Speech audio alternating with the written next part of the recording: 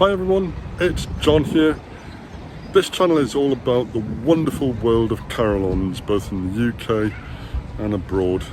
And I thought I would start my introductory video for this channel at my hometown, because I played the Edith Adamson Carillon in Newcastle. Many thanks, and remember to subscribe.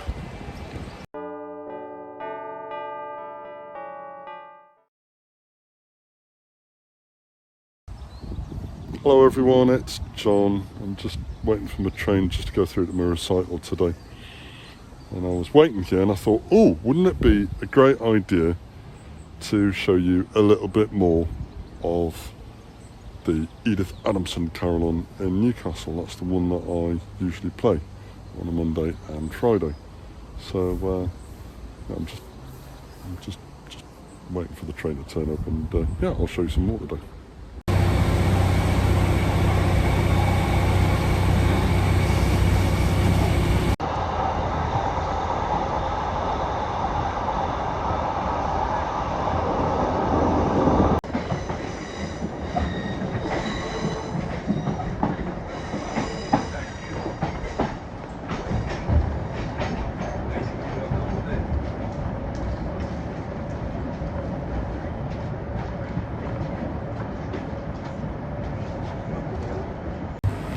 Okay, so I've just done my train journey in Newcastle, and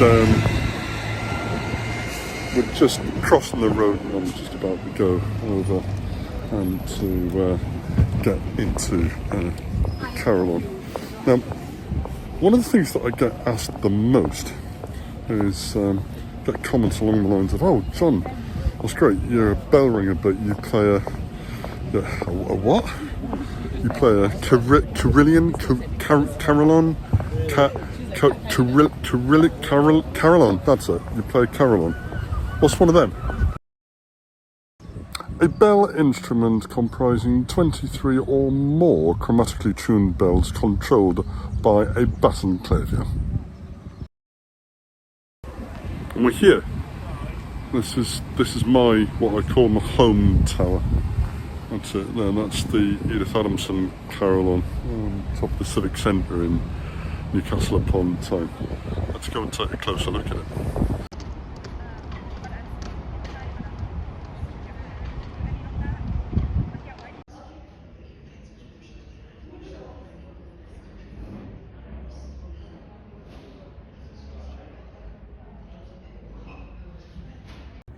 So now you know what a carillon is. Carillons that live in campanelles, big bell towers, have got two bits to them. The bits that make the noise, and in the Civic Centre, I'm going to be going into the belfry, which is just above here, and where you play them from. Now my playing chamber is just to them. We're going to have a look through there now.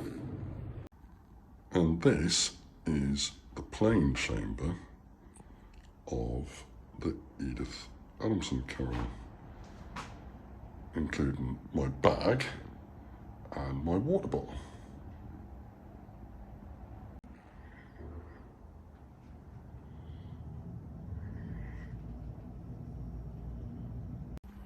So, the first thing that you'll have probably noticed, for those of you who are familiar with carillons, is that this particular type of bell tower is not run with traditional ropes and sutties that you would typically find in change ringing towers in England, Ireland and Scotland. Instead, this is how we ring the bells. It's all done on this thing called a clavier. Now, in fairness, we have this as well. This is our sequencer.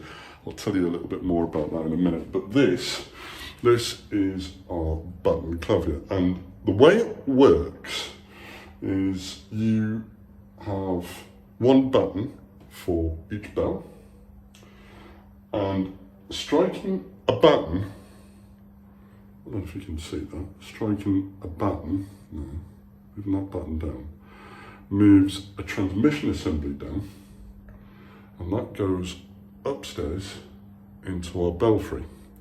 Now, what's particularly interesting is that Carillons are bell towers with bells that don't move. They're hung dead. And instead, what happens is when you move one of these buttons, you're moving the clapper instead. So I thought I would use our ceremonial bell here to describe a little bit more about what I mean about bells being hung dead. And this is actually really, really interesting. Our ceremonial bell was a gift from Gillett and Johnston, the bell founders in Croydon, and given to Councillor Lambert of Newcastle. Presented to Councillor Lambert in 1929 when we had our first Carillon in Exhibition Park in Newcastle. Anyway, this is an example of a bell that's hung dead. It's hung by its head here, so the bell doesn't move. But in carillons, right, what happens is that the clapper moves here. So what happens is that the transmission assembly on our clavier goes upstairs, moves the transmission system, and in turn moves the clapper against the rim of the bell. That's how it works. Let's go and take a look in the belfry just now. So we're in the belfry of our Carillon now. This is the belfry of the Edith Adamson Carillon.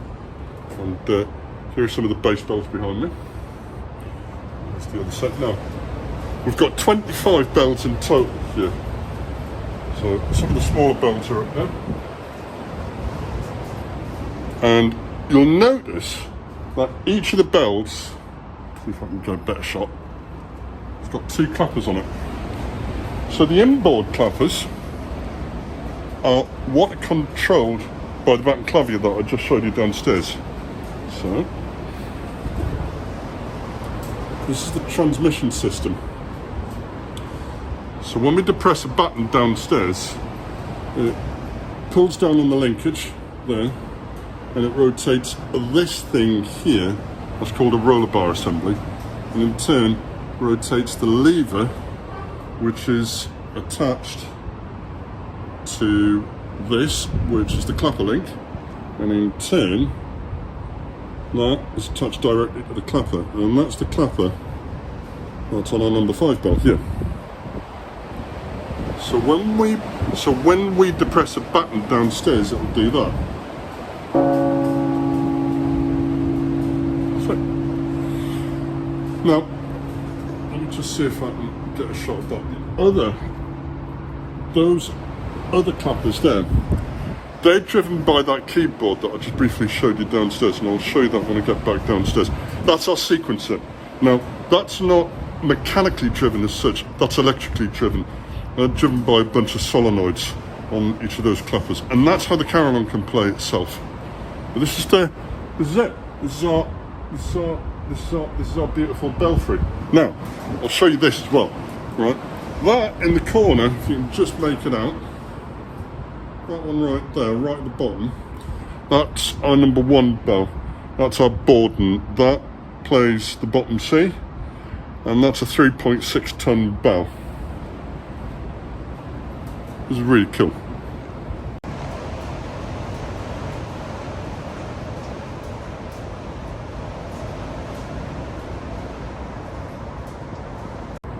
So just for interest, a couple of the things that I do when I play the instrument is I periodically come up here just to make sure that everything's in order, and this constitutes part of the routine check work that I've got to do before I play the instrument. So the things that I'm looking for are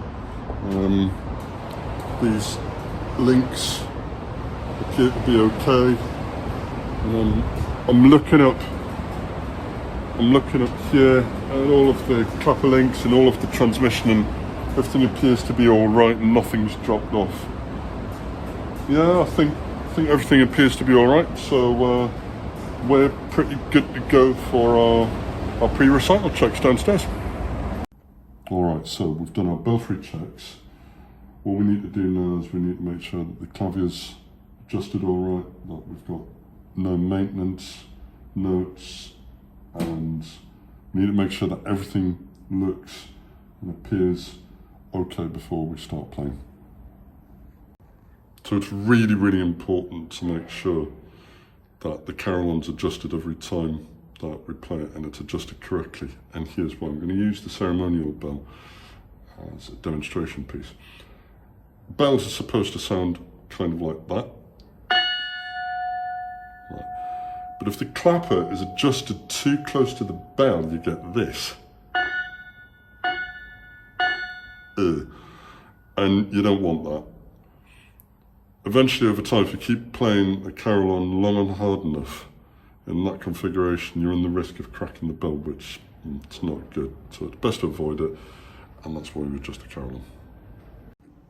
All right, so I've changed my shoes now, and this is the carillonneurs' view of the clavier. So all the low notes are at that end, high notes are at this end. You'll probably notice that the keys are set out very much like piano keys. So you've got all the natural notes down the bottom, and you've got all of the black notes, if you will, on the top. The only difference is, obviously, they're exactly the same colour, so when you're learning how to play carillon, you do have to rely a little bit on muscle memory. So when we adjust the carillon, we go through every single note in turn.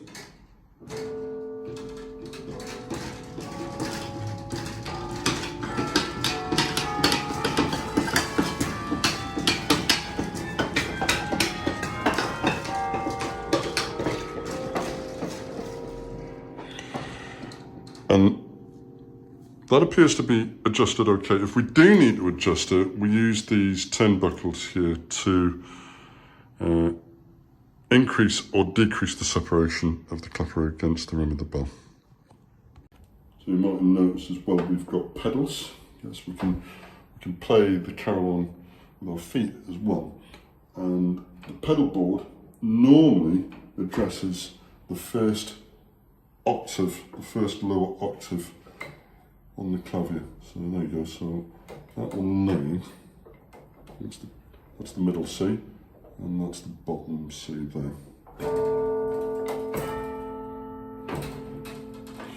And that helps a lot when you're playing the heavier bells, because obviously, as you've seen upstairs, the clappers for the big bells are really, really, really big bits of metal, and it's nice just having like a little bit of a helping hand or a helping foot.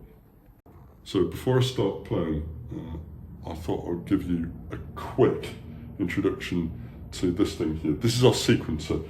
This is the thing that fires the second set of clappers, and essentially it looks a little bit like a piano, 2-octave piano. Only what you've got is you've got some electrical switches here. You've got a touch screen here, and you've got a media card here that you can load and save tunes to.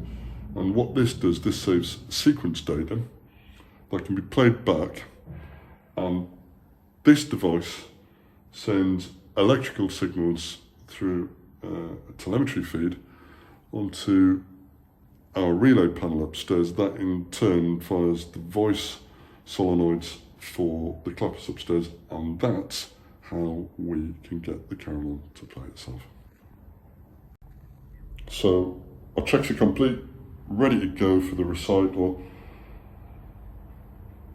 And I know I'm a bit biased, but this is a beautiful instrument. It is also the heaviest 2-octave carillon in the world. So like I mentioned before, we've got 25 bells, 25 notes, 25 clappers that move, and that's 22 tons of bell metal. That's excluding the clapper weight, by the way. That is extraordinarily heavy. And like I say, it's the heaviest in the world for being a 2-octave instrument. What's also wonderful and incredibly rare is that we've got the 2 bottom semitones. We've got a bottom C sharp and we've got a bottom D sharp. Now, that's not mega common for carillons, but it is incredibly rare for 2-octave carillons. And we've got them in Newcastle. It's lush.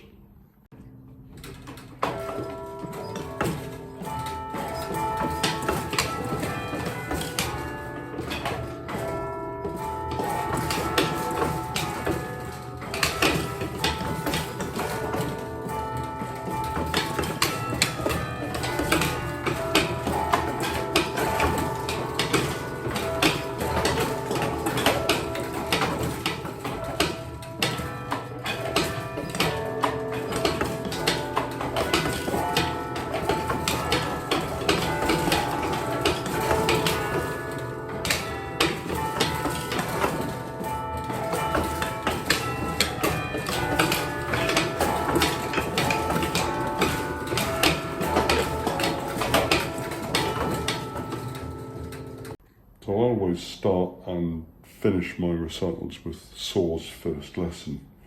And one of the most frequent questions that I get asked is, John, how do you actually play the clavier? That's a great question, actually. You typically play the clavier with a loose fist, like that. And you're striking that part of the hand there. But there are other ways that you can do it. You know, if you're playing multiple notes, you can play it with your fingers. You can also play it with like fingertips, especially for the lighter notes as well. And don't forget you've got your feet as well.